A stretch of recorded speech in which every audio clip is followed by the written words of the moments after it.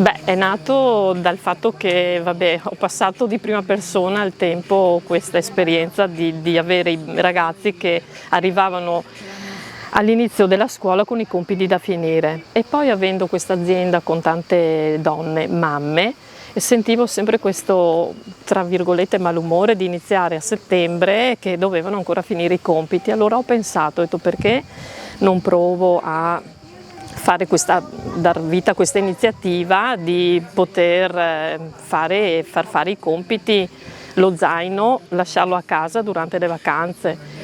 E niente, dopo 2 anni che ci provo, adesso sono riuscita. Sono contenta perché vedo che i bambini hanno interagito bene, hanno portato avanti il loro compito e quindi niente, spero che si possa rifare. Mi sono rivolta a questa associazione Albero Maestro perché appunto non sapevo dove sbattere la testa. Mi hanno dato delle ragazze competenti, è un'azienda competente e con loro ho fatto, sono tutti assicurati, tutto in regola.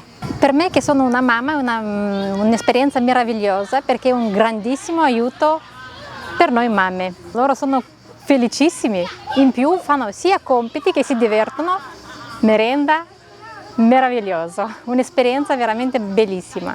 Io sono contenta perché sì, non si può aver di meglio nel lavorare, sapere che i tuoi figli comunque sono là fuori e in serenità, in tranquillità.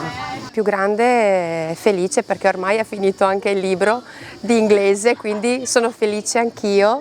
E il piccolo che ogni giorno viene, sì, ogni volta che viene a salutarmi, per me è una boccata d'aria, e poi loro sono entusiasti del nostro lavoro, che mi fanno sempre complimenti, brava mamma, fate dei grissini buonissimi, e qua è da ringraziare la Emanuela che è una donna eccezionale e tutta l'azienda comunque perché sono cresciuta qua con loro e continuo a star bene, insomma, sono sempre stata bene. E con questa esperienza qua è una roba stupenda, non ho parole.